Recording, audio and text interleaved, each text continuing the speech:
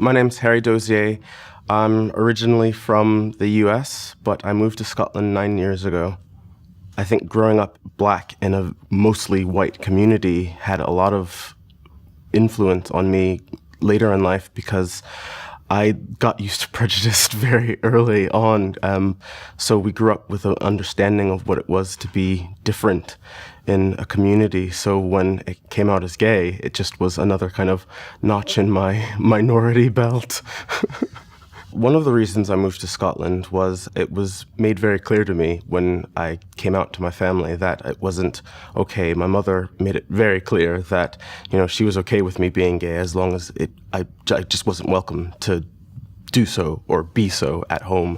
So I finished my undergraduate degree and moved here and got my first job, had my first boyfriend, made friends and have a life here. So when I moved here, it was a fresh start. It was a chance for me to just be Harry, who is a gay man, who works, who writes, who draws, who does all of these things. It was just part of my character. So it was nice to have that fresh start. When I moved to Scotland, I didn't know what to expect. I just kind of thought, well, try it and see. And what I found was far beyond anything I would have even hoped for because, I moved here, joined a gay rugby team, joined a choir, and suddenly had a family and a community here that are gay, that are straight. And it's been a chance for me to be the person that I've always wanted to be. I had an expectation of my life growing up, and what I have is something so much better and exciting. The people I've met in Scotland have changed my life, and I see how it's changing other people's attitudes.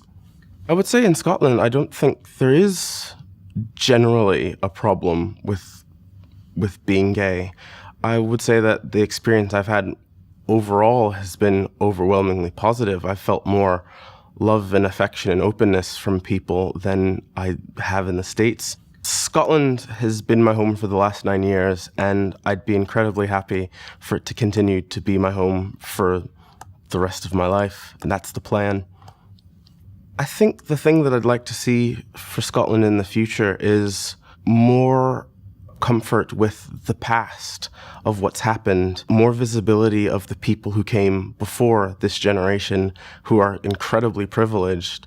But I think there's a lot missing from the generations that came from when it was illegal to even be gay.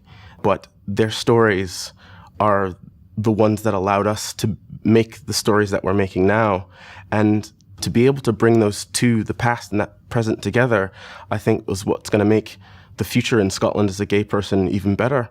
The changes that I've seen in legislation have been outstanding. I'm going to my first official gay wedding. It's friends who were civil partnered, and now they're just going to get the marriage certificate. And it's I like to say, I don't even know how to, actually I'm getting quite excited because that's something that I always dreamed of. And yeah.